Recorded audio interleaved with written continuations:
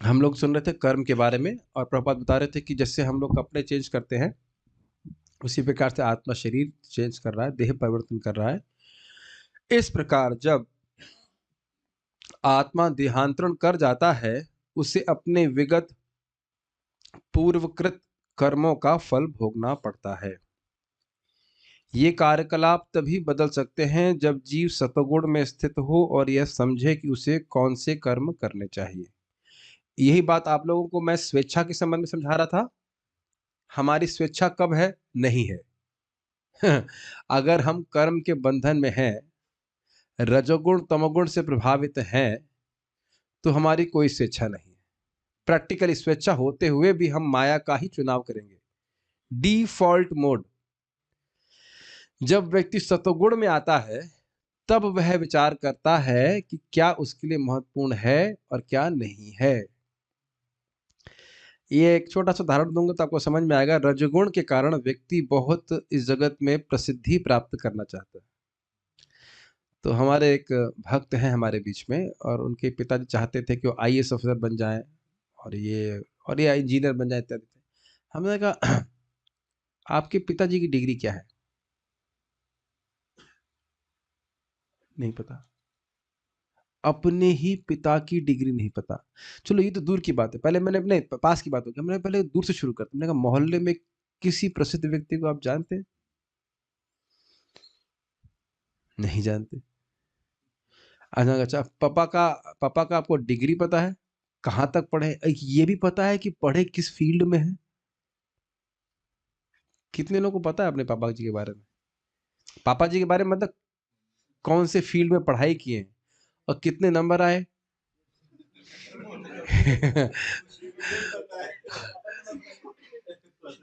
कुछ नहीं पता है कि नहीं? और व्यक्ति इस जगत में प्रसिद्धि के लिए रो रहा है, और हो सकता बहुतों की माता जी पढ़ी लिखी भी ना हो। ये इससे फर्क क्या पड़ा? ये आदमी सोचता नहीं ना कितना प्रसिद्धि के लिए व्यक्ति मेहनत कर रहा है, और फिर उससे क्या होगा? काश काश में और प्रसिद्ध हो जाता, फिर उसके लिए कर्म करता रहेगा, कुछ ना कुछ कर्म छूटेंगे, कुछ लालसाएं छूट जाएंगी, फिर दोबारा इस जन्म में अगले जन्म की तैयारी हो जाएगी। समझ में आ रहा है? तो प्रभुपाद कह रहे हैं जब तक व्यक्ति सतोगुण में स्थित नहीं होगा, वो समझ नहीं पाएगा इस बात को। वो बोलेंगे भी कि हमारा क्या है, हमारा क्या है, लेकिन वो हृदय में बात घुसती नहीं है। इसके लिए ही मैं एक भक्त को समझा रहा था कि फिलॉसफी के साथ साथ व्यक्ति को सुबह उठ करके साधना करना भी बहुत जरूरी है। भगवत गीता का तो श्रवण है ही हमारे हृदय को शुद्ध करने के लिए, लेकिन ये नहीं गीता सुन करके अब व्यक्ति 8 बजे 7 बजे उठ रहा है, तब गीता हृदय में नहीं घुसेगी पूरी तरह से। समझ रहे हैं? यद्यपि कड़वा लग रहा है, जिसका चित्त रजोगुणी तमोगुणी है उसको सतोगुण कड़वा लगेगा ही। इसमें आश्चर्य मत कीजिएगा, ये भगवान स्वयं गीता में कहते हैं, यत्तत् अग्रे विषमे परिणाम अमृतोपमम। शुरुआत में विष जैसा ही लगता है। एव विषम एव, इवा नहीं, विषम एव है। इवा है कि एवा है? एनी हाउ, इवा हो तो भी विष के समान, और एवा मतलब निश्चित ही विष के जैसे लगेगा, जैसे भी समझ लीजिए। तो कड़वा लगेगा, लेकिन बाद में परिणाम अमृतोपमम, परिणाम अमृत के समान लगेगा। तत्सुखम सात्विकम स्मृतम करके है कि वह सुख सात्विक सुख है। तो व्यक्ति को जानबूझकर जब एक बार श्रवण किया तो उसे सतो गुण का अनुशीलन करना पड़ेगा। सुबह उठना, समय से सो जाना, स्नान करना इत्यादि इत्यादि, और प्लस भगवान का नाम जप करना, वो तो है ही। मॉर्निंग साधना बहुत स्ट्रांग होनी चाहिए, ऑब्वियसली शाम को भी कृष्ण भावना का अनुशीलन होना चाहिए। ये भी नहीं कि शाम तक हम लोग रजगुणी कार्य में लगे और सुबह एकदम से स्विच ओवर कर देंगे सतोगुण में, ऐसा नहीं होता। ये समझ में आ रहा है? सतोगुण कैसे बढ़ता है? भगवान का प्रसाद ग्रहण करके, नाम जप करके, श्रवण करके, भगवान की भक्ति में लगते अपने आप व्यक्ति के सतगुण बढ़ने लग जाता है, और तब वह समझ में आता है उसको कि वह क्यों कार्य कर रहा है। ये बड़ा प्रोमिनेंट लक्षण है, कॉन्शियस होना, सचेत होना कि हम क्या कर रहे हैं, क्यों कर रहे हैं, कैसे कर रहे हैं, इन सब के बारे में सचेत होना। ये सब सतोगुण के लक्षण है, और इसमें किसी को भी घबराने की या निरुत्साहित होने की जरूरत नहीं है। सब लोग वैसे ही आते जैसे हम लोग आते हैं मोस्टली, एकदम मतलब गुणों से बिल्कुल पूरी तरह से प्रभावित, फिर धीरे धीरे भगवान की भक्ति करते करते व्यक्ति सत्वगुण से प्रभावित होता है, उसकी चेतना शुद्ध होती है। इसमें घबराने की बात नहीं है, लेकिन एक संकल्प लेके व्यक्ति को भक्ति करनी होगी। आपने देखा होगा, हम सभी के संग होता है,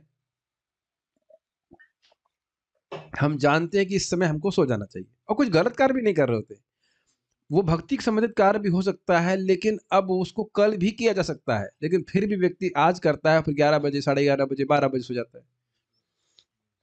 सब लोग अपनी अपनी कहानी सुन रहे हैं ना, फिर अगले दिन सुबह से उठने में दिक्कत आती। तो ये कौन कर रहा है इम्पेल? भक्ति तो कर रहा है, लेकिन इम्पेल्ड बाय रजगुण। ये समझिएगा कि सुनने में जितना आसान लग रहा है, उतना सुनने में करने में उतना आसान नहीं है। रोज वही कार्य करना, रोज वही उस शेड्यूल के अनुसार चलना, इट इज डिफिकल्ट। मुझे एक भक्त बोले, आज से मैं 9 बजे सोऊंगी और सुबह 2 बजे उठ जाऊंगी। मैंने कहा आज से? मैं कुछ बोला नहीं उनको। टेस्ट इतना आसान नहीं होता है। आप संकल्प लेके कितना भी करिए, रोज हम 9 बजे सो जाएंगे, 9 बजे सो जाएंगे और हम रोज 3 बजे उठ जाएंगे। मेरे संग भी नहीं होता है, मैं खुद भी प्रयास कर रहा हूँ जल्दी सोने का, लेकिन रात में मन करता है थोड़ा पढ़ लें, ऐसे करके कुछ ना कुछ करके, मतलब लगा कभी 11 बज गए तो फिर सुबह उठने में दिक्कत होती है। उठ तो जाते ही हैं धक्का मार करके, लेकिन तकलीफ तो होती है।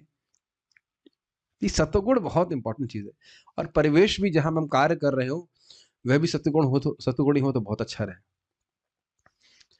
यदि वह ऐसा करता है तो उसके विगत पूर्वकृत कर्मों के सारे फल बदल जाते हैं। फलस्वरूप कर्म शाश्वत नहीं है, इसलिए हमने ये कहा है कि पांचों ईश्वर, जीव, प्रकृति, काल तथा कर्म में ये 4 शाश्वत है, कर्म शाश्वत नहीं। जब थोड़ा व्यक्ति सत्वगुणी होगा तब उसको समझ में आएगा कि मुझे अपने कर्म भगवान के लिए करने चाहिए, मुझे भोग प्राप्ति के लिए नहीं करने चाहिए, और जब वो भगवान के लिए करेगा तो मुक्त हो जाएगा। देखिए, इतना तो मैं समझता हूँ सभी में विवेक हो गया को भक्तों में। वो सीधी सीधी बात है कि हमें भगवान का प्रसाद ही ग्रहण करना है। सिंपल है कि नहीं? ये विवेक समाज में सबको है ना? आप लोगों को बहुत सरल लगता है ना, सहज लगता है। कोई व्यक्ति रसगुल्ला ला के दिया, अरे प्रसाद है कि नहीं, पूछते हैं कि नहीं? सहज है कि हम भगवान का प्रसाद ही ग्रहण करेंगे। उसके पीछे क्या सिद्धांत है? भगवान से प्रेम है कि नहीं तो आगे की बात है, लेकिन इतना बात है कि इसे खाएंगे तो बंधन पड़ जाएंगे अगर ये भगवान को अर्पित नहीं है। ये कुछ लक्षण है ना शास्त्र का, इज इट नॉट? गुड़ भी ला करके मान लो देता है कोई, तो पूछेगा गुड़ भगवान को अर्पित किए कि नहीं किए, करते हैं कि नहीं? तो ये सब लक्षण है। क्या कर रहे हैं आप? सचेत हो। क्यों कर रहे हैं? इसका क्या प्रभाव है? आप सचेत हो। Is it not? एक लक्षण है ना खाने के संबंध में। ऐसे ही भक्ति संदर्भ में लिखा है, जैसे शराब पीना पाप है, ऐसे ही निंदा करना भी पाप है। मतलब बात बहुत सिंपल है, लेकिन काफी स्ट्राइकिंग है, इज इट नॉट? एक दोनों एक चीज, एक में आप मुंह से अंदर कुछ ले रहे हैं, एक मुंह से बाहर निकाल रहे हैं। क्या कुछ सुनाई पड़ा जो मैंने बोला? Quite heavy, is it not? Pretty heavy. शराबी व्यक्ति को हम कितना खराब मानेंगे, है कि नहीं? और तड़तड़ तड़तड़ तड़तड़ व्यक्ति निंदा करता है, इधर उधर की बातें करता है, उसको हम कुछ नहीं मानेंगे? आपके मानने या मेरे मानने से क्या होता है? शास्त्र का वचन तो है, उसी से कितना नुकसान होता है हमारा, बताइए। और उस पर भी कहीं कदाचित वैष्णव की निंदा हो जाए, फिर तो और भारी पड़ेगा। तो ये बड़ा अच्छी बात भूरिजन प्रभु कहते हैं। हम जैसे से आगे बढ़ेंगे हम समझेंगे कि हम भक्ति में किन चीजों से प्रगति कर रहे हैं और किन से नीचे जा रहे हैं, ये व्यक्ति समझ नहीं पाता है। काफी समय लगता है हृदय के शुद्धिकरण के, तब समझ में आता है, भाई इससे तो हमारी अवनति हो रही है।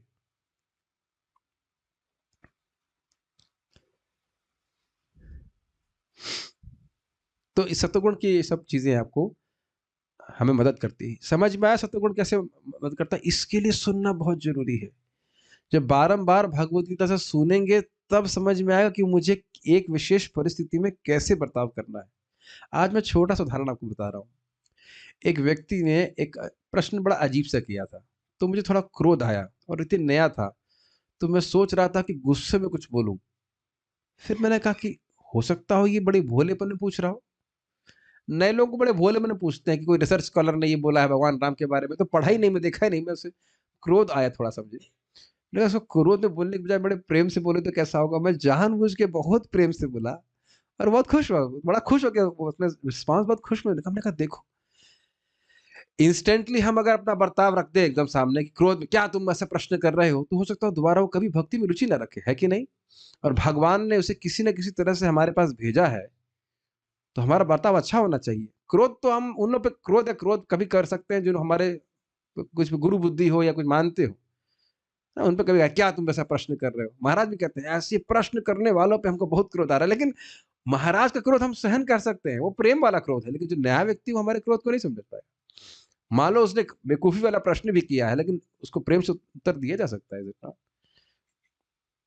तो मैंने देखा ऐसी अभी बस 15 से मिनट 20 मिनट पहले घटना हुई है, या 15-20 मिनट नहीं, 1 घंटा पहले, कि थोड़ा सचेत हो जाने से हम अपने संबंधों को कितना we can mend or break our relationships, is it not? थोड़ा सचेत हो जाएं कि हम क्या बोल रहे हैं, कैसे बर्ताव कर रहे हैं। इसको मैं इसलिए समय दे रहा हूं क्योंकि ये चीज सामान्य नहीं है। सचेत होना ये सत्वगुण का लक्षण है।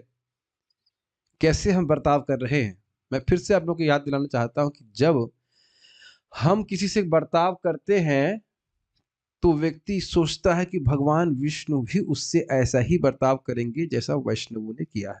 अब सोचिए हमारे पर कितना बड़ा दायित्व है। भाई जैसे यमदूत पिटाई करते हैं उससे अंदाज लग जाता है कि यमराज कैसा पिटाई करेंगे, है ना? यमदूत तो पुचकारते नहीं है, आइए आपके लिए ये थोड़ा जूस पीजिए कुछ चाय, ऐसा नहीं ना। जब जब यमदूत पीटता है तो यमराज जी इसी प्रकार से पीटेंगे।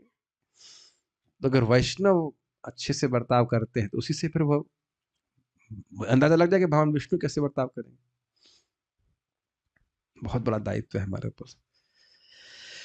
कर्म बंधन नाश करने की बात तो है ही, साथ साथ हम बात कर रहे थे किसकी, कि ये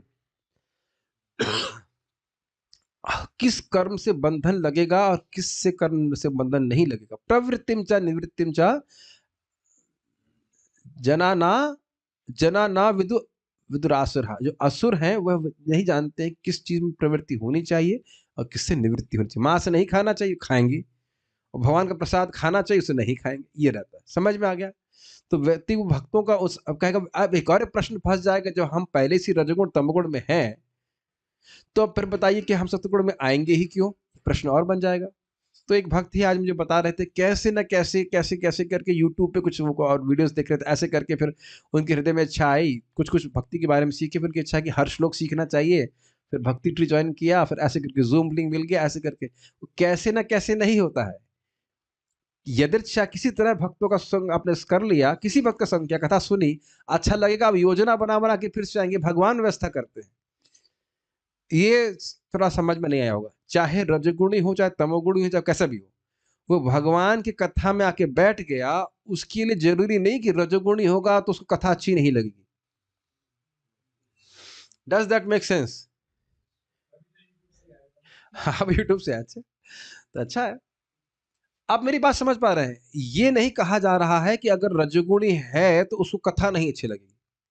भाई जब मैंने पहली बार प्रवचन सुना था ना, हम मतलब एकदम सतुगुण में एकदम तिलक विलक ला के बढ़िया चोटी लगा करके पहुंचे थे, नहीं, कॉलेज के स्टूडेंट ही थे, लेकिन जब पहली बार सुना हम शरीर नहीं आत्मा है, बड़ा हिट किया ये बात, है कि नहीं? आप लोग मुझे पहला प्रवचन सुने थे ना, हो सकता हो बिगरेट सॉरी बीड़ी पी रहा हो, या कुछ और भी, बीड़ी नहीं पीते हो, बिगरेट लो क्लास है, हो सकता है सिगरेट पी रहा हो, शराब पीता हो, या मांस भी खाता हो, लेकिन क्या उसे भगवान की बात अच्छी नहीं लगेगी? क्योंकि वो भगवान की बात बोली जा रही है, इसलिए भगवान को अच्छी लगेगी, इसलिए जीव को भी अच्छी लगेगी।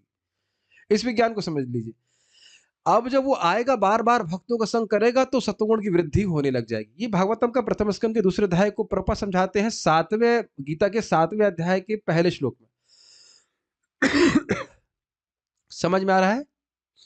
मैं फिर से रिपीट कर रहा हूं, भगवान की कथा अच्छी लगने के लिए जरूरी नहीं कि आप रजोगुण तमोगुण से ऊपर हो। घोर तमोगुणी लोग भी आकर किसी तरह बैठ गए, उनको अच्छा लगने लग सकता है, और उसके बाद फिर से आएंगे, धीरे धीरे करके वो है प्रगति करेंगे। परम चेतन ईश्वर जीव से इस प्रकार में समान है। भगवान तथा जीव दोनों की चेतनाएं दिव्य हैं, अर्थात पदार्थ से प्रकट नहीं होती है। चेतना कभी भी पदार्थ से प्रकट नहीं होती है। यह चेतना पदार्थ के संयोग से उत्पन्न नहीं होती है। ऐसा सोचना भ्रांति मूलक है, मतलब इल्यूजन है। भगवत गीता इस सिद्धांत को स्वीकार नहीं करती कि चेतना विशेष परिस्थितियों में पदार्थ के संयोग से उत्पन्न होती है। इसको भगवान गीता में खंडन करते हैं कि इस जगत में असुर लोग ऐसा कहते हैं कि कोई जगत में ईश्वर नहीं, जगता जगताहुर अनीश्वरम, इस जगत का कोई रचयिता नहीं है, कोई ईश्वर नहीं है, वो अपने आप ही जगत आ गया।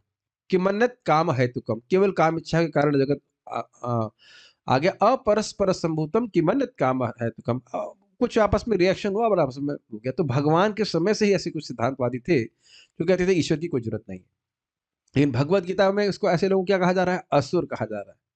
ये बात बोल रहा है। यह चेतना भौतिक परिस्थितियों के आवरण के कारण विकृत रूप से प्रतिबिंबित हो सकती है। जिस प्रकार रंगीन कांच से परावर्तित प्रकाश उसी रंग का प्रतीत होता है, परंतु भगवान की चेतना पदार्थ से प्रभावित नहीं होती है। किंतु भगवान, दो बार क्यों लिखा हुआ है? भगवान कहते हैं मया दक्षिण प्रकृति। जब वे इस भौतिक जगत में अवतरित होते हैं तो उनकी चेतना पर भौतिक प्रभाव नहीं पड़ता।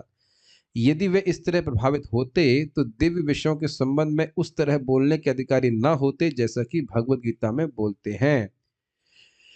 भौतिक कल्मशग्रस्त चेतना से मुक्त हुए बिना कोई दिव्य जगत के विषय में कुछ नहीं कह सकता।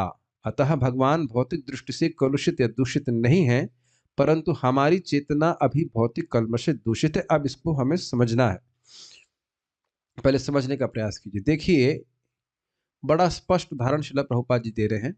एक बल्ब है, आप कहोगे सफेद बल्ब है, और दूसरा बल्ब है पीला बल्ब कह सकते हो। अब बल्ब जो है, यही सफेद बल्ब को ले लीजिए, इस सफेद बल्ब के ऊपर आप एक हरे रंग की पन्नी लगा दीजिए, तो कैसा दिखेगा प्रकाश?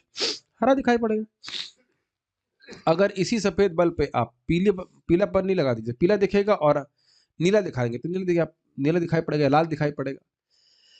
तो जीव की चेतना जो चेतना है वह एक प्रकाश की तरह है, और वह प्रकाश कहां से उत्पन्न हो रहा है? जीवात्मा से स्वयं से उत्पन्न हो रहा है। लेकिन वह प्रकाश एक प्रकार से छन करके, कैसे छन करके? प्रकृति के गुणों की छलनी से छन होकर प्रकाशित हो रहा है। इसको और दूसरी तरह से समझ सकते हैं कि हमारे हृदय में, या हम हृदय में जहां जीव बैठा रहता है, उसमें प्रकृति के गुणों का एक्सपेंशन होता है। कभी सतोगुण बढ़ जाता है, कभी रजोगुण बढ़ जाता है, कभी तमोगुण बढ़ता है। एक ही स्थिति में हमेशा नहीं रहते, और ये तीनों गुण हमारी चेतना को प्रभावित करते हैं। आप देखेंगे कि कभी कभी काम इच्छा बहुत बढ़ जाती है। कभी कभी इसलिए बोल रहा हूं कि आप ये नहीं कह सकते कि हमेशा रहती है। और कभी कभी कहेंगे अरे मैं तो लग रहा है शुद्ध भक्त हो गया हूं, बहुत शांति महसूस हो रही है कि नहीं? और कभी कभी लगा आज तो बिस्तर का नाप नहीं लिया है। समझ ना, बिस्तर का आज जम के, आज तो बढ़िया से पराठे खाएंगे और खूब सो जाएंगे। मैं ऐसे एग्जांपल दे रहा हूं जो आपके जीवन में घटित हुए। याद आ रहा है? पहले खूब बढ़िया से दबा के आलू के पराठे जाड़े में खाए, और दूध जो भी कॉफी वगैरह पिया, जो कुछ पिया, उसके बाद घुस गए, सो गए आराम से रजाई में। या अभी भी लोग इस प्रकार की लीला कर ही रहे होंगे कि 9 बजे सोए। मैं पूछता हूँ, कई बार लोगों से पूछता कितने बजे सोते हैं? 9 बजे सोए, और 6 बजे, 7 बजे, 8 बजे तक, 10 बजे तक 12-12 घंटे सोते ही रहते। तो ये तमोगुण का लक्षण है। समझ रहे हैं? तो ये कहां प्रकाशित हो रहा है? ये हृदय में एक्सपैंड कर रहा है। तो विभिन्न विभिन्न प्रकाश का उदाहरण दिया जा रहा है कि नीला पीला मान लीजिए हो गया सत्वगुण, लाल हो गया रजोगुण, और नीला तमोगुण से बोला जा रहा है। तो ये हमारी चेतना को दूषित कर रहे हैं। हमने करना क्या है? अपनी चेतना से इन गुणों के प्रभाव को हटाना, और हम नहीं हटा सकते। भगवान की भक्ति के द्वारा इन गुणों का शमन होता है, और ये पूरी तरह से हम गुणातीत होते हैं भाव स्तर पे। अब जानते हो ना, श्रद्धा, साधु संग, भजन क्रिया इत्यादि ऐसे करते करते भाव स्तर पे पूरी तरह से आप गुणातीत होते हैं।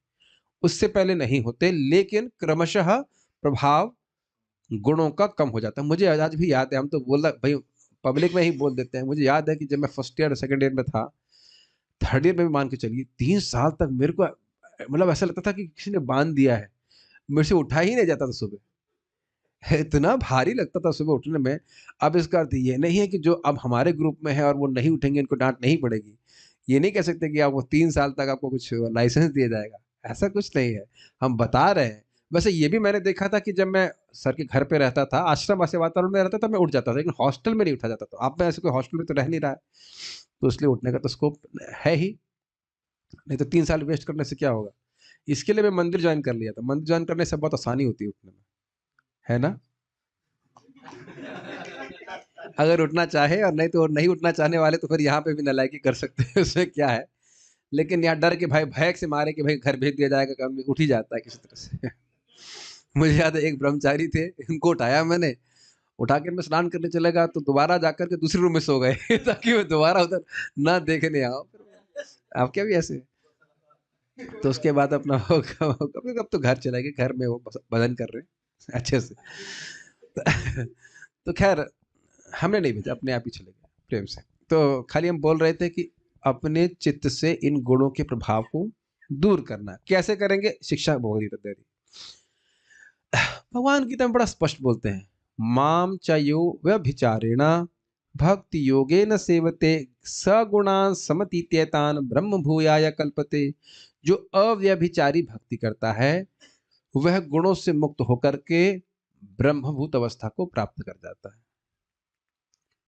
अव्यभिचारी भक्ति मतलब भक्ति ही मेरा साधन है और भक्ति ही मेरा उद्देश्य है, साध्य है, इसको अव्यभिचारी भक्ति। साधन का अव्यभिचार, व्याभिचार समझते हैं, कोई स्त्री है या पुरुष है, अपनी पत्नी या पति को छोड़ किसी और को संग करे तो उसे व्याभिचार कहते हैं। तो अव्याभिचार मतलब भक्ति के अलावा कोई साधन नहीं स्वीकार करना, और भक्ति करके तो ये हो गया साधन का अव्याभिचार।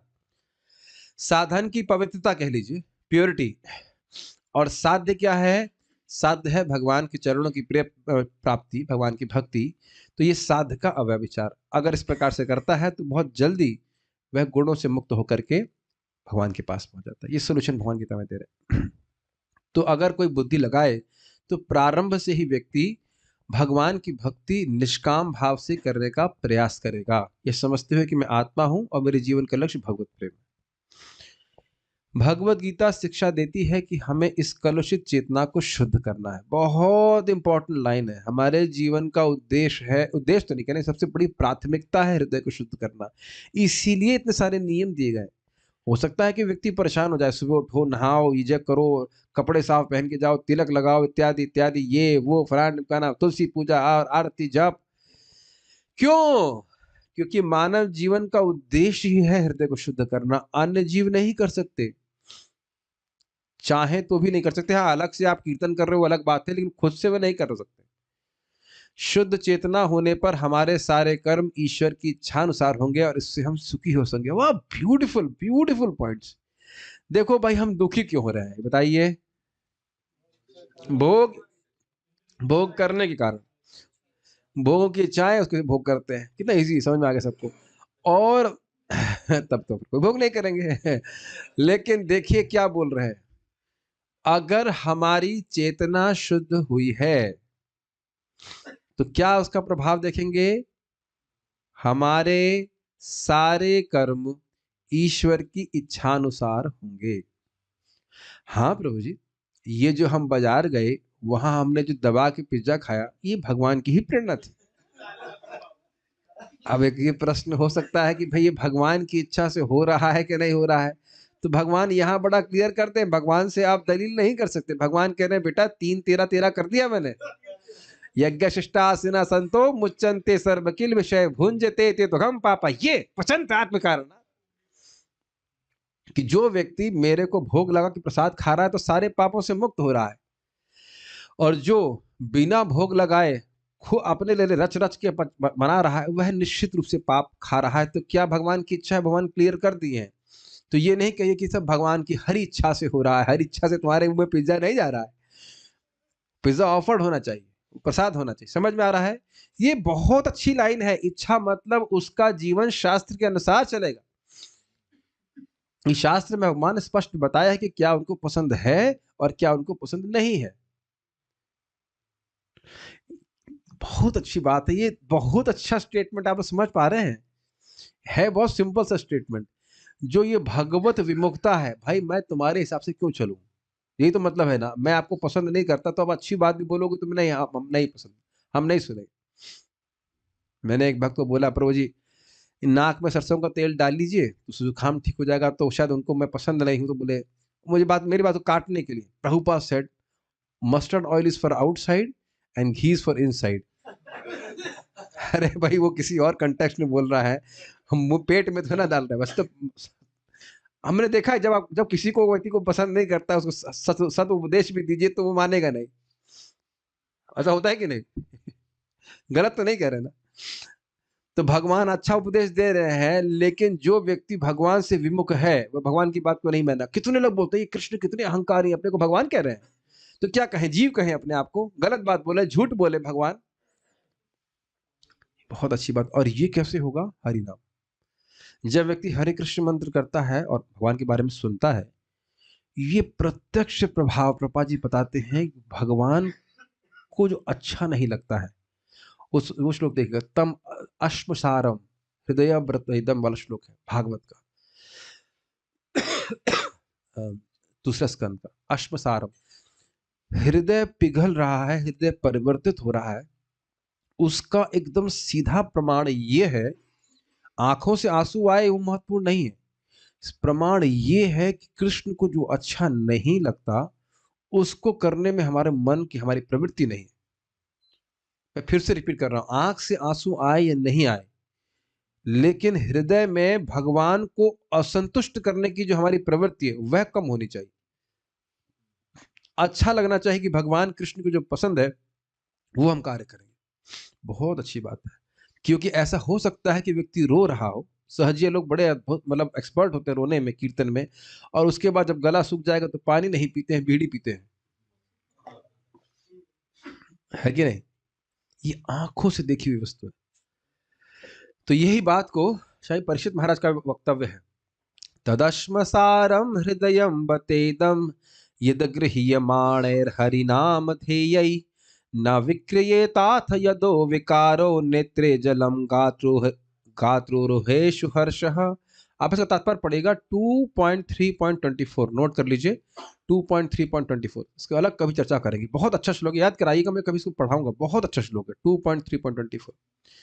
केवल रो रहा है तो यह हृदय का परिवर्तन नहीं है, हृदय में कितनी भगवान के जो विमुखता वाली बातें हैं वो करने की प्रवृत्ति कम हुई। समझ रहे हैं भाई? जैसे हम लोग 4 नियमों की बात करते हैं, 4 नियम नहीं भंग करेंगे, भगवान को पसंद नहीं है, अच्छा नहीं, हम पाप करेंगे, तो ये कितना कम हो रहा है। और भगवान का भजन करेंगे, इससे सुख मिलता है, वो कितना बढ़ रहा है, ये मुख्य लक्षण। तो ये समझ गए आप? हरे कृष्ण मंत्र कर रहे हैं, भगवान की भक्ति कर रहे हैं, हृदय शुद्ध हो रहा है, तो क्या प्रभाव होगा? क्या सीखा आपने? भगवान को जो कार्य प्रसन्न करने वाले हैं उनमें करने में आपका उत्साह, प्रवृत्ति बढ़ेगी, और जो अप्रसन्न करने वाले हैं उनको कार्य को व्यक्ति नहीं करेगा। बहुत, ये ऐसे लिटमस टेस्ट समझते हैं, लिटमस टेस्ट, कि हृदय को चेक कर सकते हैं कि क्या हमारा हृदय शुद्ध हो रहा है कि नहीं हो रहा है। हो ही रहा है, लेकिन कितनी तीव्रता से हो रहा है। ठीक है। और जब भगवान को खुश करने वाले कार्य करेंगे तो हमारी क्या गति होगी?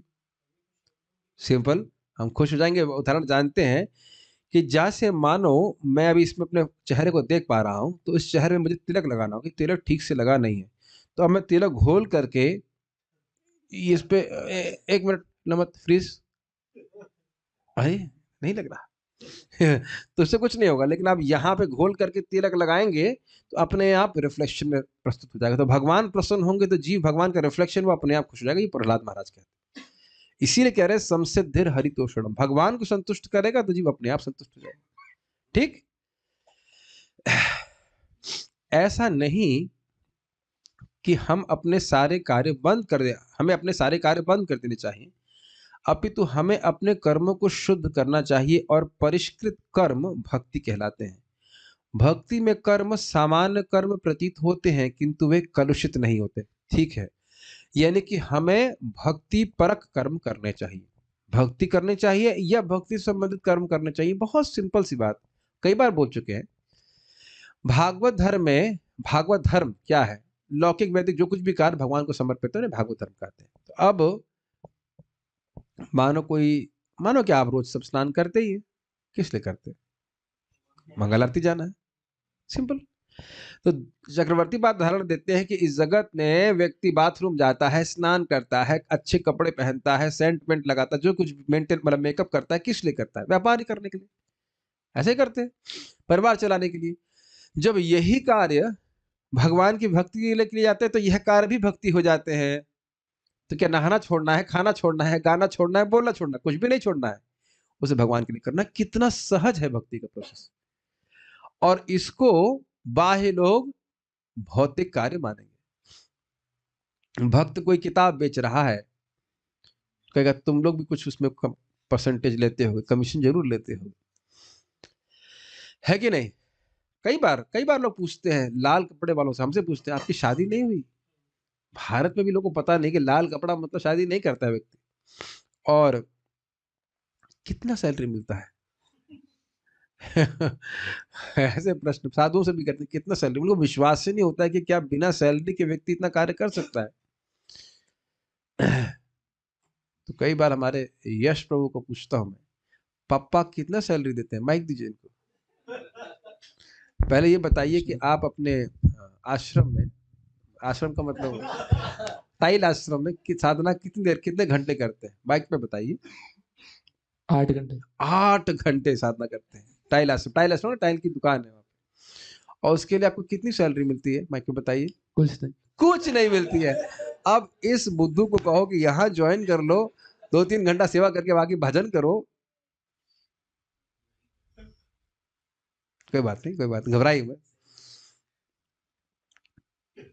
काफी स्ट्राइकिंग है ना अकेले। अब मैं कहूं अरे आप बिना सैलरी के कैसे काम कर रहे हैं?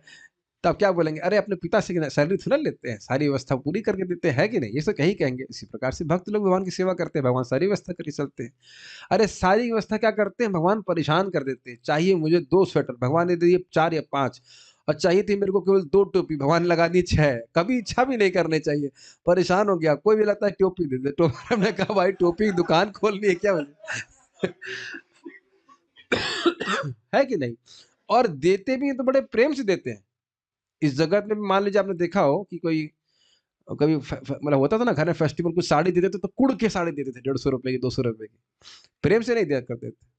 तुम खाली बात कर रहे थे कि भगवान की सेवा करता है व्यक्ति, कहाँ बात चलेगी थोड़ी। हम बात कर रहे थे इसकी कि भाई देखो आप भी तो कार्य कर रहे हैं बिना सैलरी के, और हम लोग भी बिना सैलरी के कार्य कर रहे हैं, लेकिन अंतर आ जाएगा कि नहीं? ये तो नहीं कह सकते हम एग्जैक्टली टाइल में बैठना भक्ति है, मतलब ठीक है, बाकी टाइम जब जब कीजिए भक्ति, ठीक है, लेकिन है ना आश्चर्य की बात। तो चलो हम प्रैक्टिकल लेवल बात करें कि मान लो चलो नौकरी भी कर रहा है, कुछ हो रहा है, लेकिन नौकरी का उद्देश्य भी इसीलिए होना चाहिए कि हम सुबह शाम भक्ति कर सकें। मुझे हमारे मिलन प्रभु बड़े अच्छे लगते हैं। अपना 11 से 5-6 मतलब मैक्सिमम, है ना, काम निपटा करके उसके बाद अपना, हाँ, 11:30 5:30 में काम खत्म किया, उसके बाद फिर मॉर्निंग पूरा मॉर्निंग शिफ्ट, पूरा कथा साधना करते शाम को। ऐसे ही करना चाहिए। मानव जीवन बहुत नुकसान खा जाएंगे अगर हम लोग पूरा 14-15 घंटे वट एवर के लिए लगा रहे हैं। तो ये समझ में आ रहा है कि कर्म करना व्यक्ति नहीं छोड़ सकता, लेकिन कर्म को शुद्ध करना बहुत जरूरी है। ये समझ में आ रहा है कर्म शुद्ध कैसे हो गया? नहीं समझ में आया अभी? भाई स्नान कर रहे हो, लेकिन मंगल आरती के लिए जाने के लिए स्नान कर रहे हैं तो वो भक्ति हो गया। प्रसाद खा रहे हैं, खाना भगवान को भोग लग खा रहे तो शुद्ध हो गया। शाम को फिर आरती हो रही है, कथा हो रही है, तो शुद्ध हो रहा है। देखिए स्वाभाविक सी बहुत प्रैक्टिकल बात है कि सभी लोग आश्रम ज्वाइन नहीं कर सकते, और सब लोग ज्वाइन करेंगे तो आश्रम चले कैसे? कोई डोनेशन भी तो देना चाहिए ना। ठीक है, तो सब लोगों को दूसरे आश्रम में भी, जो सुपीरियर आश्रम उसमें भी रहना बहुत जरूरी है। लेकिन हाँ भाई, लेकिन मैं खाली कह रहा हूं कि एटलीस्ट अगर आप अपने जो शरीर को चलाने के लिए, मेंटेनेंस करने के लिए उस कार्य को इस उद्देश्य से कर रहे हैं कि मैं भगवान की भक्ति कम से कम सुबह और शाम कर सकूं, तो वह भी शुद्ध हो जाते हैं। Does that make sense? हमारे बीच में भक्त है, मैं नाम तो नहीं लूंगा, बड़ा अच्छा उन्होंने मुझे बोला कि वो मतलब नौकरी कर रहे हैं, उनको लगता है कि कब शाम होगी हम भगवान के भक्तों के संग बैठ के भगवान के बारे में सुन सकेंगे, कथा सुन सकेंगे, कीर्तन कर सकेंगे। This is very good, I was very pleased with that. बहुत अच्छा है। लेकिन उनकी संग गलती क्या है? फिर 9 बजे से फिर ट्यूशन पकड़ ली है, मैथमेटिक्स की। इतना मतलब हृदय में मेरे को उत्साह आ रहा था डाँटने का, लेकिन हमने कहा अभी नए हैं तो चलो छोड़ देते हैं। हमने कहा मैं अगर कहूँ कि 9 से 10 भी भागवत पढ़ाऊँगा तो कहेंगे नहीं प्रभु जी थक गए। देख रहे हैं कितना उत्साह है हमको ट्यूशन पकड़ने का, ये करने का, वो करने का। भाई उसके बाद अब जो लोग सामने दिख जाते हैं तो मैं कटाक्ष कर ही देता हूँ, ज़ूम के ऊपर नाम नहीं बोल रहा हूँ, लेकिन उसके बाद कोई काम नहीं होना चाहिए। हमारे बीच में सोफिया माता जी भी हैं रशिया से।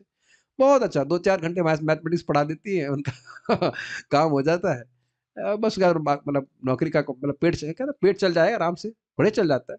उसके बाद अपना बैठ के जप चौसर माला जाप करती हैं, भक्ति करती हैं। यही कमाई करनी चाहिए।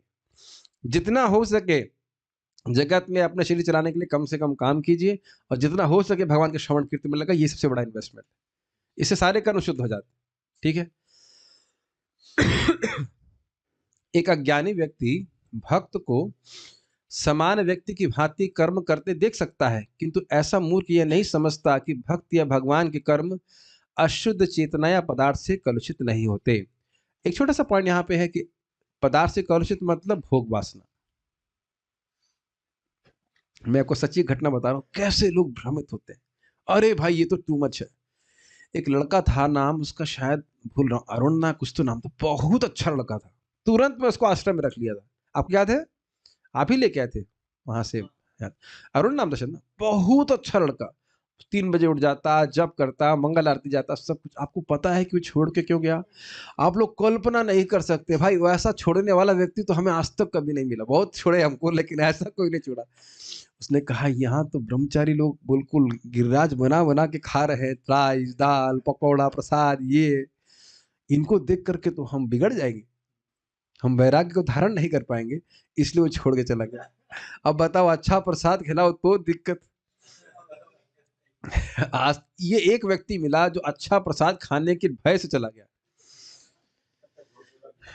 जिंदगी में ऐसा कोई व्यक्ति मैंने नहीं देखा। सब लोग प्रसाद खाने के लिए रुक जाते हैं, ये प्रसाद खा के देखता हूँ तो वो सोच रहा है कि सब भौतिक है, तो वो भगवान के प्रसाद से ही वैराग्य। मैंने कहा तुम मत खाओ। नहीं मैं प्रभु जी बिगड़ जाऊंगा, पर कहीं बाहर चला गया, क्या कर सकते हैं, दुर्भाग्य। तो ये भी मैं नहीं कह रहा हूँ कि बिल्कुल गले तक भर के प्रसाद खाना चाहिए, लेकिन देखो भाई जिसको भूख लग रही है वो खाएगा, तो कम से कम प्रसाद खाए। धीरे धीरे करके वो अपने आप छूट जाती है, उतना उतना प्रॉब्लम नहीं है। लेकिन भगवान का प्रसाद खाना कोई भोग नहीं है। समझ रहे बात? भूख लगी तो खाएगा ही ना। जिसको भूख नहीं लगी वो कैसे खाएगा बताओ? भूख लग रही, कुछ काम कर रहा तो खाएगा। हाँ, तुमको कौन मना कर रहा है? तो उसके लिए मंदिर ही छोड़ दोगे? भाई सही में मुझे बड़ा दुख लगा था, बहुत अच्छा लड़का था, नसीब बुद्धि खराब कर, तो देख नहीं पा रहा है कि ये भौतिक कर्म नहीं है। ठीक है? ये जैसे देखिए मैं एग्जांपल दूं, मैं शेड बनवा रहा था, आप जानते हैं कृष्ण हॉल का। अब कोई उस समय वो ट्रसेस होते हैं, ट्रसेस, बड़े बड़े ट्रसेस आई थी। अब वहां पे समझ में नहीं आ रहा था कि उतरवाएं कैसे जाए, तो मेरे पास मतलब दायित्व था, तो हम लोग बैल वैल ला कर कैसे उतरवा रहे थे। अब मैं 4:30 बजे वहां खड़े होकर के ट्रसेस उतरवा रहा हूँ, तो भक्ति है कि नहीं? अब कोई व्यक्ति कहे कि भाई अरे ये तो मंगल आरती छोड़ रहा है, ये तो भक्त नहीं है, देखो ट्रसे उतरवा रहा है, कितना लोभी है, ब्रह्मचारी होकर के इतना लोभ, जरूर कॉन्ट्रैक्ट में पैसा खाया होगा तभी तो इतना कर रहा है। ये सब बात नहीं है। अब वो कार्य भी भक्तों की सेवा के लिए, ऐसा नहीं कि हम रोज ही मंगल आरती छोड़कर कर रहे हैं। Does that make sense? या मान लो हम लोग कल सुबह जा रहे हैं और गायों के लिए कुछ कष्ट हो जाए, मान लो 4 बजे कुछ परेशानी है, कुछ लाइट चली जाए, हम मंगल आरती नहीं पहुंच पाए, तो गाय किसकी है? वह भी कृष्ण की गाय है। समझ पा रहे हैं मेरी बात? तो कभी कभी लोग समझ नहीं पाते। ये हमारे जो एक भक्त है, अभी उनको सेवा मिली है सब्जी खरीदने की। अब वो जाके सब्जी खरीद रहे हैं, तो वो इतनी जगह सामान्य कार्य है, वो सामान्य कार्य है, ठाकुर जी के लिए डायरेक्ट सब्जी खरीदने का मौका मिल रहा है। मेरी बात समझ रहे हैं? तो भगवान के संबंध जो भी कार्य है वह सब मुक्ति प्रदान करने वाले हैं। और सब्जी मार्केट में बहुत लोग सब्जी खरीद रहे हैं, ये सब लोग भक्ति नहीं कर रहे हैं, लेकिन जो भगवान के लिए सब्जी खरीदने जा रहा है वह भक्ति पूर्वक कार्य है। अब तो क्लियर हो गया होगा ये कितना सुंदर है, बहुत व्यापक हो गया ना भक्ति का स्तर। भक्ति का स्तर नहीं, भक्ति का क्षेत्र, भक्ति का रेंज। वे त्रिगुणातीत होते हैं, भले ही वो बाह्य रूप से तमोगुण में लग रहे हैं, रजोगुण में लग रहे हैं, लेकिन वो कार्य सब भगवान के लिए होते हैं। अब आपको लग रहा होगा सिंपल, हमारे एक भक्त थे बड़ा अच्छा, वीरभद्र प्रभु, बड़ा अच्छा मृदंग सीख रहे थे, बहुत अच्छा गाते भी थे। तो जब मृदंग सीख रहे थे तो पता नहीं कौन उनको बोला, वो नाम तो नहीं बताए, कि जब मृदंग का अभ्यास कर रहे थे तो उनको बोला ये तो रजगुण में है।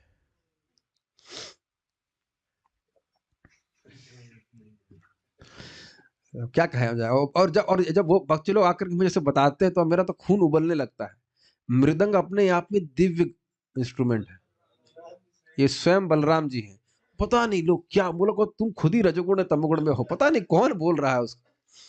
कुछ भी बोलते हैं लोग, गुणों से प्रभावित होकर कुछ भी बोलते हैं। इसीलिए खूब शास्त्र सुन लेना चाहिए ताकि इस तरह की बातें हम प्रभावित नहीं हुई। जरा सी आप कुछ कान से सुन लेंगे ना, दिमाग एकदम घूम जाएगा।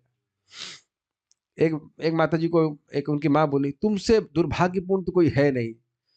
वो नाम 16 माला जप करती है बच्ची। हमने कहा आपका दिमाग खराब है। ये एक नाम से कितने, अब देखा है ना, 1 करोड़ अश्वमेध यज्ञ की तुलना अगर कोई कहता है कि एक कृष्ण नाम के बराबर है तो दंड, यमराज इसको दंड देते हैं। और आप 16 माला जप कर रही हो, आप दुर्भाग्यशाली हो। प्रभु जी आप बहुत अच्छी बात कही आपने। यही एक कोमल श्रद्धा है, शास्त्र नहीं जानते तुम मूर्खों की बात मान लेते हो। दूसरे को बोले, अरे तुम भगवान का भजन कर रही हो, दुर्गा जी तुमको बहुत परेशान करेंगे। हमने कहा दुर्गा जी तो उनकी दासी है। दुर्गा जी खुद इस्कॉन डिवोटी है, हरे कृष्ण मंदिर की दीक्षा लेके बैठी हुई है, तो हरे कृष्ण वालों से दुखी होंगी वो। तो मैं सारी बातें बोल रहा हूँ ये सब कहने के लिए कि ये लोग सोचते हैं कि हम कोई भौतिक कर्म कर रहे हैं, लेकिन ये कोई भौतिक कर्म नहीं है। मायावादी तो स्पेशली कहते हैं कि सब माइक है, लेकिन ना, ये सब भगवान के संबंध में, इसलिए गुणों का प्रदूषण उसमें नहीं होता। ठीक है, जो भी हो, हमें यह जान लेना चाहिए कि अभी हमारी चेतना कलुषित है। क्या प्रमाण है कि हमारी चेतना कलुषित है? बताइए, 5 सिम्टम बताओ। तमह स्वरूप का अज्ञान, मोह मतलब अपने को शरीर मानना, वेरी गुड। महामोह मतलब भोग की इच्छा। तामिश्र मतलब भोग नहीं मिलने पे क्रोध। और अंध तामिश्र मतलब भोग छूट जाएंगे उसका भय। ये दिखाता है कि हमारी चेतना कलुषित है। Very good. अब वहां सुन लिए तो समझ में आ रहा है आसानी से। जब हम भौतिक दृष्टि से कलुषित होते हैं, 15 मिनट के बाद ही क्लास, इस घड़ी के हिसाब से 10 मिनट के बाद, तो अब घड़ी इधर ला के देख सकते हैं, काल का दर्शन यहाँ पे करा सकते हैं इससे। जब हम भौतिक दृष्टि से कलुषित होते हैं तो हम बद्ध कहलाते हैं। मिथ्या चेतना का प्राकट्य इसलिए होता है कि हम अपने आप को प्रकृति का प्रतिफल या उत्पाद मान बैठते हैं। यह मिथ्या अहंकार कहलाता है। ये बातें समझ में आ रही है? मिथ्या चेतना, मिथ्या अहंकार मतलब ये सोचना कि मैं ये शरीर हूं। और शरीर किससे बना है? तत्वों से। तो हमारा बर्थडे है आज, अब ये कह रहे हैं कि तत्वों का बर्थडे है। पृथ्वी जल वायु अग्नि आकाश का बर्थडे है, तो वह भी आप नहीं कह सकते कि बर्थडे है। आत्मा का तो बर्थडे होता नहीं। तो एक समान व्यवहार में व्यक्ति बोल देता है कि हमारा आज बर्थडे है।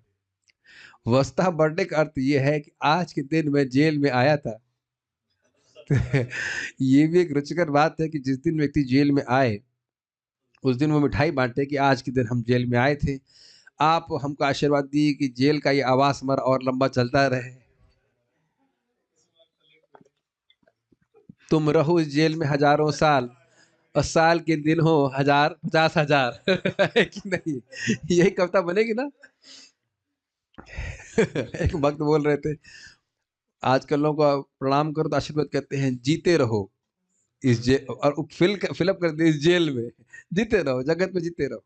तो ये हम सोचते हैं कि हम इसके प्रोडक्ट नहीं, बहुत गंभीर भावना है। यह मिथ्या अहंकार कहलाता है। मैं समझता हूँ बात सबको समझ में आ गई होगी।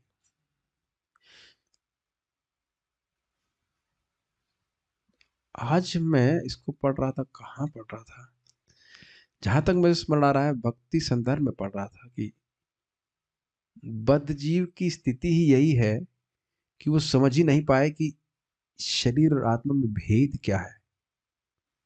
बड़ा डीप स्टेटमेंट है। मैं इससे पहले कि आगे बढ़ूं, जरा इस पर थोड़ा मनन कीजिए। बद्ध जीव की स्थिति ही यही है कि वो समझ ही नहीं पाए और आत्मा में शरीर में भेद क्या है। इस मैं फिर से रिपीट कर रहा हूँ, समझने का और डाइजेस्ट करने का प्रयास कीजिए। इतने लोडेड हैं स्टेटमेंट्स आचार्यों के। बद्ध जीव की स्थिति ही यही है कि वो समझ ही नहीं पाए, बिल्कुल मिक्स्ड है, समझ ही नहीं पा रहा है कि आत्मा और शरीर में भेद क्या है। बारंबार हम जो दिख रहा है स्क्रीन में इसी से पहचान कर रहे हैं। कितना भी हम चर्चा करें लेकिन बहुत कठिन लग रहा है ना अपने आप को शरीर से अलग देख पाना। ये है मिथ्यांकार। Does it make sense? आप देख रहे हैं कि किसी को जरा सा, मैं मान लीजिए, मैं खाली मजाक लिए बोल रहा हूँ कि मैं मान लीजिए अंकित प्रभु आपकी चद्दर बड़ी अच्छी लग रही है, तो आपको क्या सुनाई पड़ रहा है? मैं बहुत अच्छा हूँ है कि नहीं? ये आप ही को नहीं, मुझको भी सुनाई पड़ेगा। मान लो कि कहे कि आपका ये आपका मतलब मफलर बहुत सुंदर है, हाँ मैं बहुत अच्छा हूँ। मान लीजिए कि आप कभी कीर्तन गा दीजिए तो कोई व्यक्ति आपको हरे कृष्णा बोलेगा भी तो मिथ्यांकार को सुनाई पड़ेगा कि लग रहा है ये बोलेगा कि बहुत अच्छा कीर्तन था, भले वो ना बोले लेकिन ये एक लालसा होती है। आपने देखा है खाना सुंदर बनाइए, नमक कैसा है, नमक कैसा है, सुनना चाहता है कि अच्छा बना है। और आपने देखा है कि यदि कोई हमको करेक्शन दे कि तुम ये गलत किया, वो बिल्कुल खराब लगता है। आज ही इसके दर्शन ही क्यों है मुझे। ये बहुत संबंधों में ध्यान रखिएगा कि करेक्शन किसी को नहीं अच्छे लगते, किसी को नहीं अच्छे लगते। हम लोग को देने पड़ जाते हैं कभी कभी, लेकिन ये मैंने महसूस किया है कि करेक्शन किसी को पसंद नहीं आता। कभी कभी हमें बताना पड़ता है, समझाना पड़ता है, बड़े प्रेम से बोला। भक्त ने बोला था स्पेरिंगली एंड लविंगली, बहुत कम देने चाहिए और बहुत प्रेम से देना चाहिए। धीरे धीरे करके हर व्यक्ति सुधर सुधर ही जाएगा। ये सब क्यों हो रहा है? ये सब उदाहरण मैंने क्यों दिए? क्यों दिए? किसके बारे में? विषय क्या है हमारा? भी मिथ्या अहंकार। जो व्यक्ति देहात्म बुद्धि में लीन रहता है वह अपनी स्थिति या स्वरूप को नहीं समझ पाता। यही बोल रहा था कि नहीं? अभी देह में आत्म बुद्धि, इस देह में आत्म बुद्धि, ये देह मैं हूं ऐसी बुद्धि हो जाना, इसको देहात्म बुद्धि कहा जाता है। और लीन रहता है, जैसे चीनी को आप पानी में घोल दी, चीनी पानी में लीन हो जाए, ऐसे अपने को अलग नहीं कर पाता है। बहुत अच्छी बात। हम एक भक्त को बोल रहे थे आप इंजीनियरिंग क्यों कर रहे हो, क्योंकि पापा ने कहा है। और खुद उनको इंजीनियरिंग करने की इच्छा नहीं, वो चाहते संस्कृत पढ़े, ये कुछ करें वो करें। अब तो फीस जा चुकी है, अब तो पढ़ना ही है, ये वो कैसे देखो। और ये इस उपलक्षण से आप कितने कितने और कमिटमेंट्स को आप ले सकते हो जो हम अपने पे आरोपित कर लेते हैं कि अब तो हम इस परिस्थिति में हैं ही, अब तो करना ही है। क्या हम एक ही व्यक्ति की बात सुन रहे हैं? हम सभी अपने बात सुन रहे हैं, इज इट नॉट? हमें तो अब ये करना ही है, अब तो ये करना ही पड़ेगा, क्या कर सकते हैं?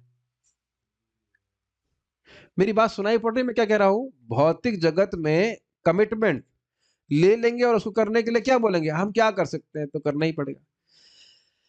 लेकिन उस प्रकार से क्या दृढ़ प्रतिज्ञ व्यक्ति आध्यात्मिकता में रहता है? वो नहीं रहता है, मिथ्यांकार के कारण, क्योंकि ममता उधर बहुत फंसी है। मेरी बात समझ पा रहे हैं? यस। इसलिए अपने स्वरूप को नहीं समझ पा रहे कि एकमात्र कर्तव्य हमें कृष्ण को संतुष्ट करना है, बस। और अद्भुत बात यह है कि जैसे जैसे ये हृदय में प्रकाशित हो जाता है तो उधर आप अनमनस्क हो जाते हो। बाकी लोग क्या सोच रहे हैं, क्या नहीं सोच रहे हैं, संबंधी खुश हो रहे हैं कि नहीं हो रहे हैं, ठीक है, we don't care. I can't care less, समझते हैं इंग्लिश में? आई कांट केयर लेस, जो भी सोचते हो सोचते रहे। हमने उपलक्षण से सब सोच लीजिएगा। जो कहते हैं ये व्यक्ति बोले शादी तो करनी ही पड़ेगी, क्यों भाई गोली मार देंगे क्या? गोली मार देंगे? अच्छा गोली मार देंगे तो शादी तो नहीं होगी ना, एनी हाउ। कोर्ट केस कर देंगे कि आप शादी नहीं कर रहे हैं। हाँ, कह रहे करके मरेंगे। हाँ। देखो करो या ना करो वो बात नहीं है, लेकिन इतना दबना नहीं चाहिए। तब ना समझते कि भाई हमको ये भौतिक कर्म करना ही होगा। समझ रहे हैं? दबने की जरूरत नहीं है इतना। करो या ना करो वो आपकी इच्छा, लेकिन ये नहीं कह सकते कि आप करना ही पड़ेगा। इतना इसके लिए हम बाध्य नहीं है ऐसे कोई भी कार्य करने के। मैं एक शादी की बात नहीं कर रहा हूँ। कई कई लोग, ये देखा है आपने, नौकरी कैसे करते हैं? वो ठेला उठाते हैं। अब क्या ठेला उठा के ही तुम्हारा जीवन चलेगा? आपने देखा है इस तरह से लोगों को? बड़ा मतलब बिल्कुल स्थिति खराब है। हाँ, वो एकदम दबाए रहते हैं। अगर भगवान की भक्ति करे तो वो सुखी हो सकते हैं। एक छोटा सा मैं एग्जाम्पल दूंगा। महाराज से बता रहे थे, महाराज कहते बिहार में कोई भक्त थे, वो जब कर रहे थे, सुबह के जा रहे थे, तो मजदूर बोले, कहीं रास्ते मजदूरी कुछ कर रहे होंगे, हाँ भैया खाने को मिल रहा है। तो कुछ अब करने की जरूरत नहीं है, हरे कृष्ण हरे राम चल रहा है। तो भक्त कहे ऐसा करो, मैं तुमको 300 रुपये दूंगा। मैं दिहाड़ी कितनी है, 300 रुपये दिहाड़ी, जो भी 200 रुपये, मैं तुमको 200 रुपये देता हूँ, तुम जंप करो 8 घंटा। तो उसने आधा घंटा किया होगा, जो किया, कहता ना भाई हमसे नहीं हो रहा, हम तो यही पत्थर ढोएंगे। जो विकार कर रहा है, इतना आसान नहीं सबके लिए भजन कर पाना। कभी कभी मैं जैसे जाता हूँ तो देखता हूँ किस प्रकार से, मान लो मैं किसी गरीब व्यक्ति को देखता हूँ तो मैं सोच रहा हूँ, देखो ये किसको पता ही नहीं है ना कि ये भगवान का पार्षद है, मतलब है इन सेंस बन सकता है। अब कब इसको मालूम चलेगा, कैसे जब करेगा। और गरीब ही नहीं, अमीरों को भी देखता हूँ, वो सोच रहे हैं कि हमसे बड़े सुखी हैं। क्या सुखी है बताइए, हजारों टेंशन लेके चल रहे हैं, डायबिटीज परेशानी लेके चल रहे हैं, कहाँ और है वस्तुतः वह भगवान का पार्षद। तो ये बात बार बार बोल रहे हैं कि अपने स्वरूप को वह नहीं समझ पा रहा। भगवत गीता का प्रवचन देहात्म बुद्धि से मनुष्य को मुक्त करने के लिए ही हुआ था, और भगवान से यह सूचना प्राप्त करने के लिए ही अर्जुन ने अपने आप को इस अवस्था में उपस्थित किया था। थोड़ी बात समझनी चाहिए। अर्जुन इसीलिए रो रहे थे ना कि मेरे रिश्तेदार मर जाएंगे तो क्या होगा, तो ये देहात्म बुद्धि से उत्पन्न हुआ था, और उनके लिए ऐसी देहात्म बुद्धि होना असंभव था। ये पहले भी मैं चर्चा कर चुका हूं, लेकिन भगवत इच्छा से उत्पन्न हुआ था इस कारण से, ताकि हम लोग को शिक्षा प्राप्त हो सके। व्यक्ति को देहात्म बुद्धि से मुक्त होना चाहिए। अध्यात्मवादी के लिए प्रारंभिक कर्म यही है। ये बहुत इंपॉर्टेंट बात है, और हमारे जप में बहुत इंपॉर्टेंट बात है। शुद्ध नाम जप क्या है? पहले व्यक्ति अपने आप को बुद्धि किस तरह से समझे, मैं ये शरीर नहीं हूं, मैं भगवान का नित्य अंश हूं। ये अवेयरनेस में रखे अपने को, ठीक। और इस शरीर को चलाने के लिए जितना आवश्यक है मैं उतना ही ग्रहण करूंगा, युक्त वैराग्य। और भगवान, और उसके बाद त्रिनादपि सुनिचिना के भाव से व्यक्ति भगवान का नाम जप करे। मैं इस अवस्था में अपनी चुनाव के द्वारा हूं, भगवान इसके लिए दोषी नहीं है, इत्यादि। ये सब हम लोग त्रिनादपि सुनिचिना की टीका में बहुत अच्छे से भक्ति ठाकुर समझाए थे। इस प्रकार से नाम जप करेगा नम्रता से, तो बहुत शीघ्र प्रभाव अनुभव करेगा अपने जीवन में। Does that make sense? तो ये बहुत इंपॉर्टेंट है। अगर व्यक्ति सोच रहा है कि मैं हिंदू हूं या मुसलमान हूं, तो वह आध्यात्मिकता के क्षेत्र में ही नहीं आया, उसका आध्यात्मिक जीवन शुरू ही नहीं हुआ। तो जो व्यक्ति मुक्त होना चाहता है, पर उसको समझ में आना चाहिए कि मुक्त होने का मतलब क्या है और कैसे वो शरीर से भिन्न है। और इस पे महाराज तो बड़ा अच्छा बोलते, कहते हैं, although we preach that we are not the body, all our life we live as if we are the body. यद्यपि हम प्रचार कर रहे हैं कि हम शरीर नहीं है, शरीर नहीं है, लेकिन पूरा दिन और पूरा जीवन ऐसे ही जीते रहते हैं जैसे मानो हम शरीर हो। दूसरे की निंदा चल रही है, फालतू की बातें चल रही, तो यही धारणा है ना कि हम शरीर है, कि हम आत्मा है। जिस व्यक्ति को देखा नहीं उसकी निंदा करना क्या मतलब है, जरा बताइए। मैं बता रहा हूं ना आपको, लग रहा है ये सचेत होना बहुत कठिन होता है, क्या बोल रहे हैं, क्या और सबका बिल बन रहा है। तो बी केयरफुल अबाउट दैट। जो मुक्त होना चाहता है, जो बंधनों से छूटना चाहता है, उसे सर्वप्रथम ये जान लेना होगा कि वह यह शरीर नहीं है। मुक्ति का क्या अर्थ है, उसको हम लोग अगले साल सुनेंगे। कल। अगले साल का मतलब है 1 तारीख को सुनाएंगे। ठीक है। श्रीमद् भगवद गीता की जय। श्रील प्रभुपाद की जय। निताय गौर प्रेमानंदे। कनिष्ठ को अगर मध्यम पे जाना है, आगे मध्यम से उत्तम पे जाना है, तो कैसे? देखिए, एक बात तो ये है, कनिष्ठ, पहले हम उत्तम की तो अभी बात छोड़िए, कनिष्ठ और मध्यम की बात करें। कनिष्ठ का क्या गुण था? शास्त्र में श्रद्धा, शास्त्र की श्रद्धा, जो उसकी शास्त्र का ज्ञान नहीं, शास्त्र युक्ति अनिपुण, उसकी शास्त्र में बहुत श्रद्धा नहीं है, या अनिपुण है, शास्त्र का ज्ञान नहीं है, और श्रद्धा भी कोमल है। श्रद्धा कोमल है मतलब कोई दूसरा व्यक्ति कुछ बोल देगा तो फिर उसका मन भटक जाएगा, तो यह है कनिष्ठ की स्थिति। और मध्यम मतलब, ये एक एक्सप्लेनेशन है, मध्यम मतलब उसकी खुद की श्रद्धा बहुत स्ट्रांग है, भले ही वो शास्त्रीय युक्ति को नहीं जानता। ये एक स्टैंडर्ड है। देखिए, कनिष्ठ से मध्यम में जाने का तरीका बहुत सिंपल है, साधना। भगवान का नाम जप करे, भगवान के बारे में श्रवण करे, और उच्चतर भक्तों का जो कम से कम मध्यम है या उत्तम है, उनका वह उनसे श्रवण करेगा तो उनकी श्रद्धा हमारे हृदय में एक्सपैंड करती है, ट्रांसफर होती है। जैसे प्रभुपाद जी के तात्पर्य को हम पढ़ रहे थे, प्रभुपाद जी महान भागवत है, उनके तात्पर्य को श्रवण करने से हमारी श्रद्धा बनती है।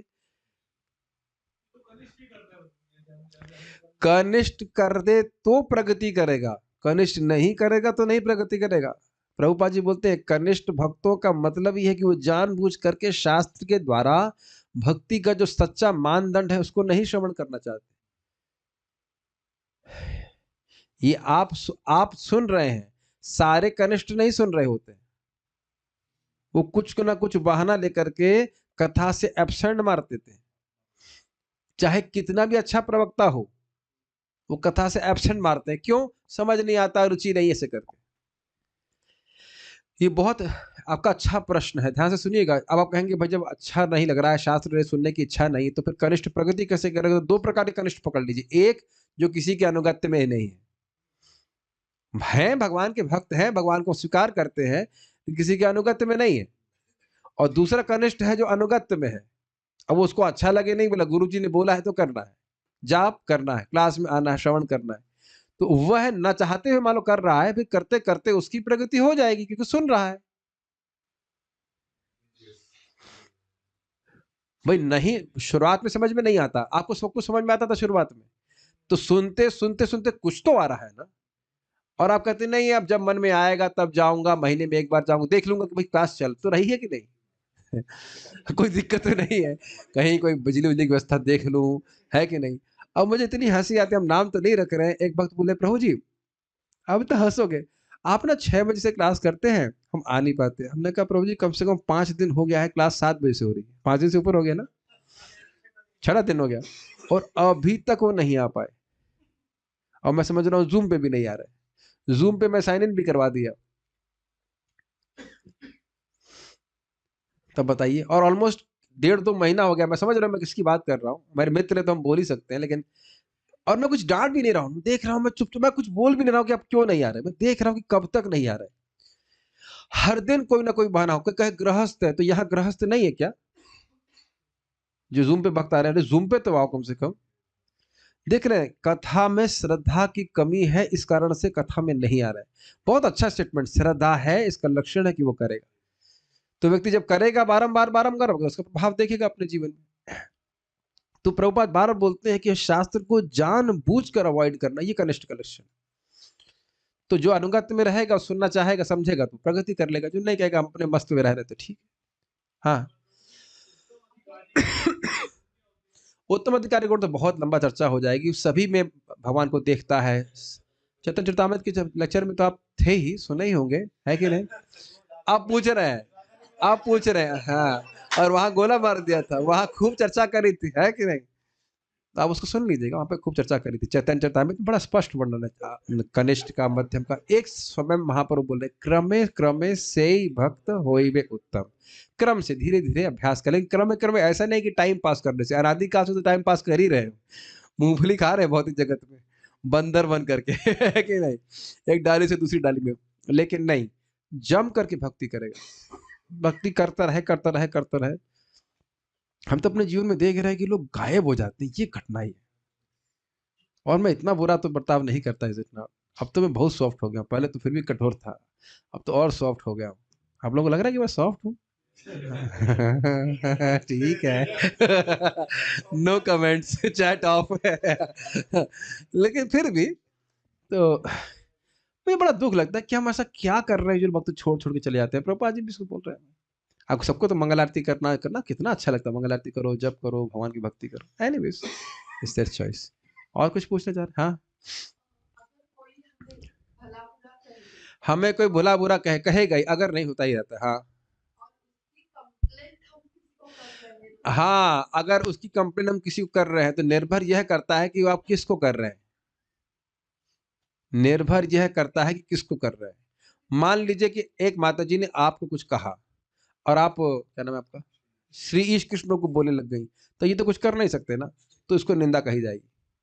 अगर कोई कुछ कह रहे हैं, देखिए पहली बात तो ये कि अगर किसी ने कुछ कहा और आप उसको पी गए, पहले सुनिए, अगर आप उसको पी गई तो सारा बुरा कर्म उसको ट्रांसफर हो जाएगा। इज दैट नॉट, सुनाई पड़ा कि मैंने क्या बोला? ये कभी कभी प्रश्न करता है जो है, वो उत्तर को सुनता नहीं है, सुनने का, सुनिए मैं क्या कह रहा हूं। ये भीष्मदेव से पूछा गया युधिष्ठिर महाराज के द्वारा कि कोई व्यक्ति पब्लिक में कोई अपमान कर दे, किसी सभ्य व्यक्ति का, कोई मूर्ख व्यक्ति, और वो उसे क्या करना चाहिए? तो भीष्मदेव कहे कि अगर वो चुप रह के सहन कर गया तो उसके सारे पाप उस व्यक्ति को लग जाएंगे जो उसका अपमान कर रहा है। तो अब मुझे समझ में आया कि अब आप लोग क्यों कह रहे हैं कि झगड़ा करना चाहते हैं। अरे भाई वो सर को पाप लगेगा, इसलिए अच्छा है कि हम भी दो चार उसकी गाली दे दे ताकि उसका पाप हमारा पाप उसको न लगे। यही बात है ना। पाप लग जाएगा, ये मेरे शब्द नहीं है, महाप्रभु ने कहा है। जो वैष्णव की निंदा करता है उस पर सारी जगह मादा के पाप लगता है। मुझे समझ में आएगा आपकी बात। पहले तो मुझे पता है आप क्या कह रही हैं कि आपने कंप्लेन किसी ने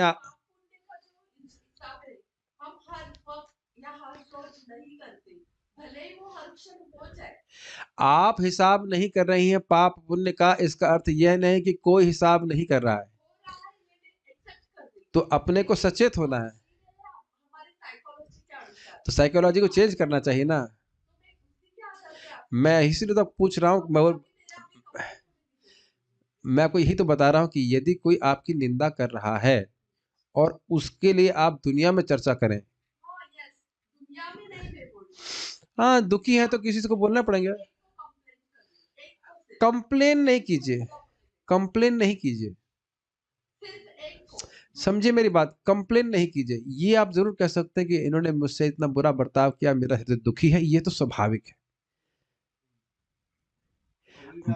जितना उच्चतर होगा भक्त उसको तो फर्क नहीं पड़ेगा, लेकिन हम अपनी अगर स्थिति की बात करें तो खराब तो लगता ही है। लेकिन अगर जो व्यक्ति संबंध में कुछ ना कर पाया उसी के बारे में आप उसको आप बार बार बोल रहे हैं तो वह निंदा कहलाएगी। और अभी आपको और अब अभी आपको अभी कुछ समझ में नहीं आ रहा है। आप प्रथम स्कंद पढ़िए, जहां पे महाराज, अभी तो हम पढ़ाएंगे तो सुनिएगा, महाराज परीक्षित महाराज कली को दंड देते हैं। अरे भाई वो तो बहुत हाई फाई बात है। कली, एक कली पुरुष के रूप में धर्म, जो बैल, मूर्तिमान बैल थे, उनके 3 पांव कटे हुए थे और एक पांव पे प्रहार कर रहा था। तो परीक्षित महाराज पूछे कि आपकी दुर्गति किसने करी है? तो कुछ नहीं बोले। और उसके बाद जो बोल रहे हैं वो आपकी साइकोलॉजी पर निर्भर नहीं करता माता जी, वो आपके विचार पर निर्भर नहीं करता है। भागवत का सिद्धांत है कि अगर किसी ने कोई पाप किया, आप सुन तो नहीं रही ना, सुनी तो सही। फिर छोड़िए, फिर आप आपको प्रश्न का उत्तर नहीं दे सकते। अरे पहले प्रश्न का उत्तर तो सुनिए। आप जब सुनने के लिए नहीं बैठे, अब आप ही बता दीजिए, फिर आप ही माइक ले लीजिए। जो कोई पाप करता है उसके प्रचार करने वाले को भी वही पाप लगता है जो पाप करने वाले को लगता है। जो व्यक्ति कोई पाप करता है, मान लो किसी ने किसी का मर्डर कर दिया, आपको कहे अरे पता है उस रामू के लड़के ने क्या किया, अरे मर्डर करके आया है, तो मर्डर करने का पाप आपके ऊपर लग जाएगा। अब सोचिए कि अखबार पढ़ने से कितना पाप इकट्ठा कर लेते हैं। वो तो ढूंढ ढूंढ करके बोलते हैं इसने ये मर्डर कर दिया, इसने ये कर दिया। ये मेरे शब्द नहीं है भागवत में। मैं अभी क्लास समाप्त होने दीजिए, ढूंढ सके ढूंढ लीजिए। सूचक शब्द है इसमें, लास्ट में जहाँ कली इज पनिश्ड बाय, सुने होंगे, प्रसिद्ध बात है। तो गाना नहीं चाहिए। देखिए बुरा कोई बर्ताव कर रहा है तो वो इसीलिए कर रहा है क्योंकि हमने बुरा बर्ताव किया। नहीं तो हम बहुत बार आश्चर्य करेंगे, अरे कल तक तो ये लड़का बड़ा अच्छा था, ये माता जी बहुत अच्छे थे, आज कैसे बदल गए। ये हम स्वीकार नहीं कर पा रहे, ये हमारी गलती है। मैं आप ही को नहीं बोलता, मुझसे भी जब कोई खराब बर्ताव करता है तो मुझे भी बहुत क्रोध आता है। लेकिन बात वास्तविकता ये है कि हमने खराब किया है इसलिए वो हमारे संग हो रहा है। नहीं तो भगवान के देख, भगवान अलाउ कर रहे हैं तभी तो खराब बर्ताव कर रहा है कि नहीं? प्रकृति की बात देखिए, अगर वह गोली नहीं मार रहा है तो सहन कर लेना चाहिए, पहली तो चीज ही है। अगर केवल गाली दे रहा है, जैसे बुद्ध भगवान के संग क्या किया था, बुद्ध भगवान की कथा पता है ना। बुद्ध भगवान को गाली दे रहा था कोई व्यक्ति, तो कुछ नहीं बोल रहे, तो कह रहे थे अरे गाली दे रहा है, आप कुछ बोल नहीं रहे हैं। तो कह रहे ये दे रहा है लेकिन मैं ले नहीं रहा हूं। तो यह भी तो मिथ्या अहंकार है ना माता जी। कौन आपको गाली दे रहा है? कौन दे रहा है आपको गाली? कोई दे रहा है। किसको दे रहा है? किसको गाली दे रहा है? हाँ, मतलब गाली से मतलब खराब वक्त शब्द किसको बोल रहा है? किसको बोल रहा है? आपको। आप कौन? अब अपना ज्ञान हो गया ना। हाँ, आत्मा, आत्मा को देखा ना। आपके स्वरूप को देख रहा है, वो स्वरूप सिद्ध व्यक्ति है ना, आपके स्वरूप को देख रहा है।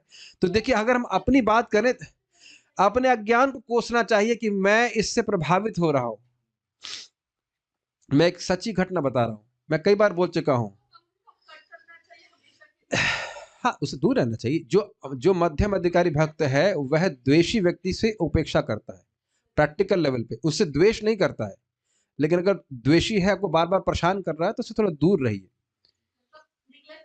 नेग्लेक्ट। लेकिन एक और इंटरेस्टिंग बात है कि यदि आप प्रसाद वितरण कर रहे हैं और वह आपके सामने आ गया, तब आपका चम्मच रुकना नहीं चाहिए।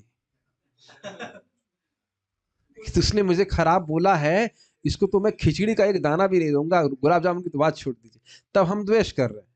यद्यपि हम उससे संग नहीं कर रहे हैं, बातचीत नहीं कर रहे हैं, ठीक है, दूर रह सकते हैं, वो तो वो करना भी पड़ेगा कि वो आपसे भी बात नहीं करना चाहता। हम अब घटना बता देंगे तो बहुत टाइम हो जाएगा, लेकिन ये सिद्धांत हम बाद में बात कर लेंगे। तो सिद्धांत आपको समझ में आया? श्लोक दिखा दीजिए। ये है श्लोक क्रमांक प्रथम स्कंद का, आप लोग देख लीजिए, 17वां अध्याय और 22वां श्लोक। हाँ, ये स्वयं परीक्षित महाराज बोल रहे हैं कि जो व्यक्ति पाप कर्म करता है तो उनको, उसको गाने वाला, किसने भी पाप किया, उसने भी पाप किया है, उसको भी वही पाप लगता है। 1, 17, 22 आप लोग देख लीजिएगा, ठीक है? Okay, so we shall stop here. Shrimad Bhagavad Gita की जय। श्रील प्रभुपाद।